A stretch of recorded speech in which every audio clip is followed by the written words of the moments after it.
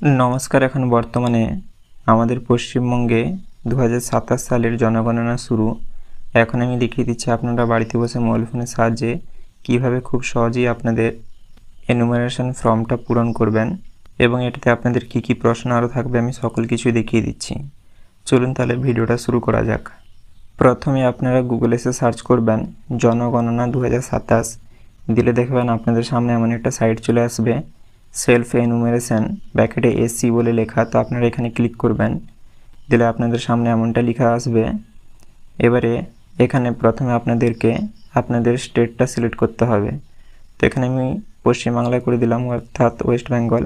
এবার এখানে একটা পপ আপ এসছে, এখানে ওকে করে দিচ্ছি। এখানে ফ্যামিলির হেডের নাম দিতে বলছে, তো এখানে আপনারা বাবা বা মা বা অন্যান্য গুরুজন ব্যক্তির নামটা দিতে পারেন বা চাইলে নিজেদের নামটাও দিতে পারেন, তাতে কোনো অসুবিধা নেই। এবং এখানে দেওয়া আছে ইমেল আইডি, এটা আবশ্যিক নয়, চাইলে দিতে পারেন নাও দিতে পারেন।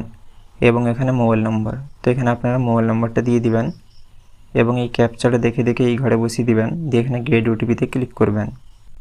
এখানে সব কিছু করে নেওয়ার পরে এখানে আপনাদের সামনে এমন একটা ইন্টারফেস চলে আসবে যে আপনাদের ফোনে একটা ওটিপি পাঠানো হয়েছে, তো আপনারা এখানে ওকে করবেন। এবারে আপনার ফোনে আসা ওটিপিটা এখানটায় দিয়ে দিবেন।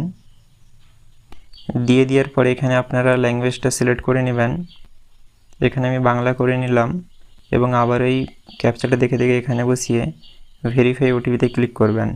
দিলে এখানে আবারও এমন ধরনের লেখা চলে আসবে, এখানে ওকে করবেন। দিলে আপনাদের সামনে এমনটা ইন্টারফেস চলে আসবে, এখানে অনেকগুলো স্টেপে এই কাজটা সম্পন্ন হবে। যেমন 1 নম্বরেই বলছে স্থানের বিবরণ, যেই ভাষাটা সিলেক্ট করবেন মূলত এখানে সেই ভাষাতেই তারপরের কাজগুলো সম্পন্ন হবে। এখানে রাজ্যটা সিলেক্ট করা আছে, এবারে জেলাটা আপনারা এখান থেকে সিলেক্ট করে নেবেন। ড্রপডাউন বাটন আছে ওখানে, এবং এখানে আপনারা পিনকোডটা দিয়ে দিবেন।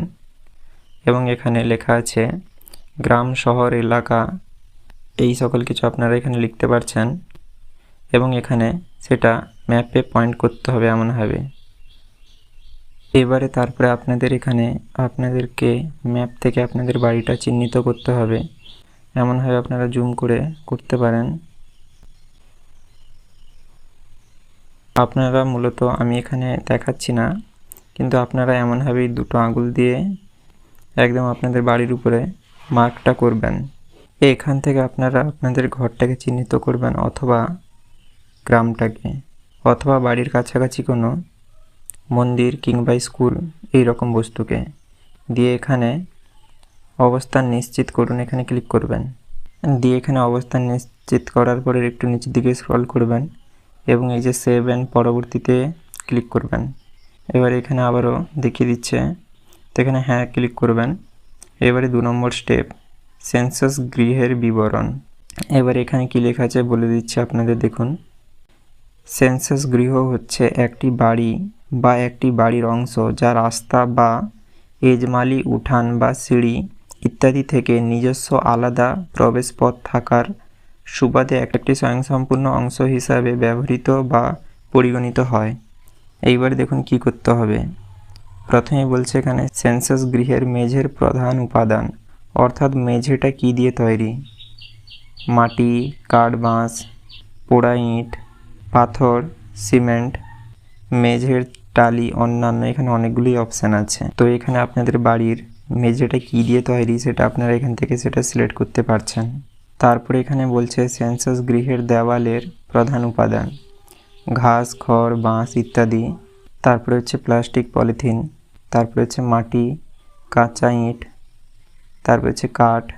তারপরে হচ্ছে গাঁথনি, না করা পাথর, গাঁথনি করা পাথর, জিআই, মেটাল, অ্যাডবেস্টার শিট, পোড়া ইট, কংক্রিট, অন্যান্য। দেখতে পাচ্ছেন এখানে কত রকমের কত কিছু চাওয়া হচ্ছে। তারপরে হচ্ছে সেন্সাস গৃহের ছাদের প্রধান উপাদান, ঘাস, খড়, বাঁশ, কাঠ, মাটি ইত্যাদি। তারপর হচ্ছে প্লাস্টিক, পলিথিন। তারপর হচ্ছে হাতে তৈরি টালি। তারপর হচ্ছে মেশিনে প্রস্তুত টালি। তারপর হচ্ছে পোড়া ইট। তারপর হচ্ছে পাথর। তারপর হচ্ছে স্লেট পাথর। তারপর হচ্ছে জিআই, মেটাল, অ্যাডবেস্টার। তারপর হচ্ছে কংক্রিট এবং সর্বশেষ হচ্ছে অন্যান্য। তারপর হচ্ছে সেন্সাস গৃহের বর্তমান অবস্থা, ভালো, বসবাসযোগ্য, ক্ষতিগ্রস্ত। এখানে আপনাদের সকল কিছু হয়ে গেলে আপনারা এখানে সেভ করবেন, দিয়ে এখানে হ্যাঁতে ক্লিক করবেন। দিয়ে দেখুন আবারও 3 নম্বর অপশান বেরিয়ে এসছে সাধারণ তথ্য। এখানে কি বলছে, পরিবারের সাথে সম্পর্কিত তথ্য। এই পরিবারে নিয়মিতভাবে বসবাসকারী সদস্যের মোট সংখ্যা। এখানে বলছে নিয়মিতভাবে বসবাসকারীদের মধ্যে শিশু এবং বয়স্ক সহ সকল বয়সের সদস্যদের গণনা করা হবে। যদি কোনো অতিথি আকস্মিকভাবে উপস্থিত হন তবে তাকে গণনা করা যাবে না, কারণ তাকে তার নিজস্ব বাসগৃহে গণনা করা হবে। আশা করি আপনারা বুঝতে পেরেছেন। তো এখানে আপনাদের বাড়িতে মোট সদস্য কতজন আছে, বাচ্চা থেকে বয়স্ক সকলের কথা বলছে। এবং এখানে পরিবারের প্রধানের নামটা আগে যেটা দেওয়া ছিল সেটা এখানে শো করাচ্ছে। আর এখানে আপনাকে পরিবারের প্রধানের নাম লিখতে হবে আপনি যেই ভাষাটা সিলেক্ট করেছেন। অর্থাৎ কেউ যদি বাংলা সিলেক্ট করেন বাংলাতে লিখতে হবে, কেউ যদি ইংরেজি সিলেক্ট করেন ইংরেজিতে লিখতে হবে, এমন হবে। তো এখানে বাংলা কিবোর্ড বেরোবে, আপনারা এখান থেকে করতে পারেন। অন্যথায় আপনাদের ফোনের বাংলা কিবোর্ডটা চালু করবেন, দিয়ে এখানে সেটা লিখে দিবেন। তারপর এখানে বলছে পরিবারের প্রধানের লিঙ্গ, অর্থাৎ এখানে ওনার লিঙ্গটা সিলেক্ট করতে হবে। তারপর এখানে বলছে পরিবারের প্রধান তপশিলি জাতিভুক্ত বা তপশিলি উপজাতিভুক্ত কিনা, অর্থাৎ এখানে এসটি এসসি এই দুটোকে বেছে নিতে বলছে। তো আপনাদের যাদের যেটা হবে এখানে সিলেক্ট করতে পারছেন, এবং যারা এখানে জেনারেল বা ওবিসি তারা এখানে অন্যান্যতে ক্লিক করবেন। এবার এখানে বলছে এই গৃহের মালিকানা বিবরণ। এখানে আছে নিজের, ভাড়া কিন্তু অন্যত্রে নিজের বাড়ি আছে। তারপর হচ্ছে ভাড়া এবং অন্যত্রে নিজের বাড়ি নেই। তারপর আছে অন্যান্য। তারপরে এখানে বলছে বসবাসযোগ্য ঘরের সংখ্যা। এখানে লেখা আছে রান্নাঘর, স্নানের ঘর বা বাথরুম, পায়খানা, ভাড়ার ঘর, যাতায়াতের ঘর, প্যাসেজ ও বারান্দাকে বসবাসের ঘর হিসেবে গণ্য করা হবে না। অর্থাৎ রুম কটা আছে, মানে রান্নাঘর, স্নানের ঘর, পায়খানা ঘর যাবতীয় কিছু ছেড়ে বা বারান্দারও ছেড়ে রুম কটা আছে এখানে মূলত সেটা বলেছে। তারপর এখানে বলছে এই পরিবারে বসবাসকারী বিবাহিত দম্পতির সংখ্যা। এর মানে হচ্ছে পরিবারে নিয়মিত বসবাসকারী স্বামী বা স্ত্রীর মধ্যে একজন সমসাময়িকভাবে অনুপস্থিত থাকলেও তাদেরকে বিবাহিত দম্পতি হিসেবে গণ্য করতে হবে। কারোর বাড়িতে যদি বিবাহিত কেউ না থাকে তাহলে এখানে 0 লিখে দিতে পারছেন, কোনো অসুবিধা নেই। এখানে নিচে এসে সেভে ক্লিক করবেন, এখানে আবারও হ্যাঁতে ক্লিক করবেন। এবারে বলছে সুযোগ সুবিধা। এখানে বলছে পরিবারে যে সকল সুবিধাগুলি উপলব্ধ আছে। পানীয় জলের প্রধান উৎস পরিশ্রুত কলের জল, অপরিশ্রুত কলের জল, কুয়ো, হ্যান্ডপাম্প, টিউবওয়েল, ঝর্ণার জল, নদী বা খাল, জলাধার, পুকুর, হ্রদ, প্যাক করা বোতলে কেনা জল। তারপরে আছে অন্যান্য উৎস। তো আপনাদের যেটা হবে এখান থেকে সেটা সিলেক্ট করবেন। তারপরে হচ্ছে পানীয় জলের উৎসটি কোথায়, বাড়ির চৌহদ্দির মধ্যে, তারপর হচ্ছে বাড়ির চৌহদ্দির কাছে, তারপর হচ্ছে দূরে। এবং এখানে তারপরে আছে আলোর প্রধান উৎস, বিদ্যুৎ, কেরোসিন, সৌরবিদ্যুৎ, অন্যান্য তেল, অন্যান্য কোনো উৎস, আলোর ব্যবস্থা নেই। তারপরে আছে শৌচালয়ের উপলব্ধতা, হ্যাঁ কেবলমাত্র এই পরিবারটির ব্যবহারের জন্য। তারপরে আছে অন্য পরিবারের সাথে যৌথভাবে সর্বসাধারণের জন্য শৌচালয়। তারপরে আছে না, খোলা জায়গায়। তারপরে আছে শৌচালয়ের ধরন, ফ্ল্যাশ, পোর ফ্ল্যাশ শৌচালয়, পায়খানা যার সাথে যুক্ত, নল বাহিত, সেপটিক ট্যাঙ্ক, অন্যান্য পায়খানা। তারপরে আছে দুটি কুয়ো, পিঠযুক্ত পায়খানা, ঢাকনা স্ল্যাব যুক্ত, জল হাওয়া বেরোনোর উপযুক্ত ব্যবস্থা সহ উন্নত মানের কুয়ো পায়খানা। তারপরে আছে ঢাকনা স্ল্যাব বিহীন খোলা কুয়ো পায়খানা। তারপরে আছে একটি কুয়ো পিঠযুক্ত পায়খানা, ঢাকনা স্ল্যাবযুক্ত, জল হাওয়া বেরোনোর উপযুক্ত ব্যবস্থা সহ উন্নত মানের কুয়ো পায়খানা। ঢাকনা স্ল্যাব বিহীন খোলা কুয়ো পায়খানা, খাটা পায়খানা, মানুষের দ্বারা বাহিত মল, পশুর দ্বারা বাহিত মল, খোলা নর্দমার দ্বারা মল নির্গমনের ব্যবস্থা। তারপর হচ্ছে বজ্র জলের নিকাশি কার সাথে যুক্ত? ঢাকা নর্দমা, খোলা নর্দমা, কোনো নর্দমা নেই। তারপর হচ্ছে বাড়ির চৌহদ্দির মধ্যে স্নানের ব্যবস্থা আছে কি না? হ্যাঁ, স্নানের ঘর আছে। স্নানের জন্য ছাদবিহীন খোলা জায়গা আছে? না। রান্নাঘর ও এলপিজি পিএনজি রান্নার গ্যাসের সংযোগ আছে কি না? রান্নার ঘরেই রান্না হয়। এখানে বলছে এই প্রশ্নে রান্নাঘরের উপলব্ধতা এবং এলপিজি পিএনজি রান্নার গ্যাস এর সংযোগ আছে কিনা এই সংক্রান্ত তথ্য সংগ্রহ করা হবে। অনুগ্রহ করে যথাযথভাবে আপনার উত্তর নথিভুক্ত করুন। প্রথমেরটা বলছে এলপিজি পিএনজি রান্নার গ্যাসের সংযোগ আছে। দ্বিতীয়টা হচ্ছে এলপিজি পিএনজি রান্নার গ্যাসের সংযোগ নেই। তারপরে হচ্ছে বাড়ির মধ্যে রান্না হয় কিন্তু রান্নাঘরে রান্না হয় না। এলপিজি পিএনজি রান্নার গ্যাস এর সংযোগ আছে। এলপিজি পিএনজি রান্নার গ্যাসের সংযোগ নেই। তারপর হচ্ছে খোলা জায়গায় বাড়ির বাইরে রান্না হয়। এলপিজি পিএনজি রান্নার গ্যাসের সংযোগ আছে। এলপিজি পিএনজি রান্নার গ্যাসের সংযোগ নেই। তারপরে হচ্ছে রান্না হয় না। তারপরে হচ্ছে রান্নায় ব্যবহৃত প্রধান জ্বালানি।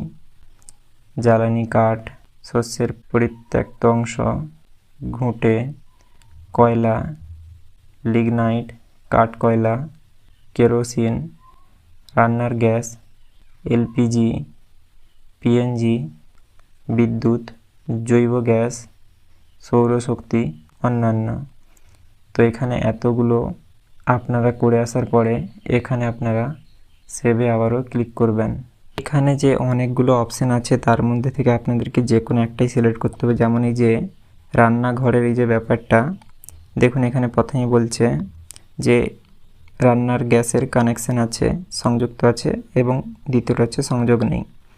এবারে দেখুন তারপরটা হচ্ছে বাড়ির মধ্যে রান্না হয় কিন্তু রান্নাঘরে রান্না হয় না।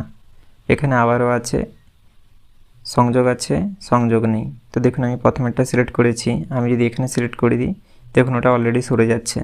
কিংবা ধরুন এখানে বলছে খোলা জায়গায় বা বাড়ির বাইরে রান্না হয়, আমি যদি এখানে আবারও ক্লিক করি তো এখানে উপরেরটা চলে যাচ্ছে। তো এমন হবে। কিংবা ধরুন এই যে বাথরুম নিয়ে যে এত বলেছে, লোকের তো মাথা খারাপ হয়ে যায় যে বাথরুম নিয়ে এত কি বলছে। তো আপনারা যদি এখানে দেখুন, ধরো এখানে অন্যান্য করেছি, আমি ধরুন এখানে ক্লিক করছি, দেখুন এটা সরে যাচ্ছে, বা এখানে ক্লিক করছি তো আগেরটাও সরে যাচ্ছে। তো এমন হবে। তো আপনারা এখান থেকে দেখে যে কোনো একটা সিলেক্ট করুন, দিলেই আপনাদের কাজটা কমপ্লিট হয়ে যাবে। আশা করি আপনারা বুঝতে পেরেছেন। এখানে সব কিছু হয়ে গেলে আপনারা এখানে আবারও সেভে ক্লিক করুন, এখানে আবারও হ্যাঁতে ক্লিক করুন।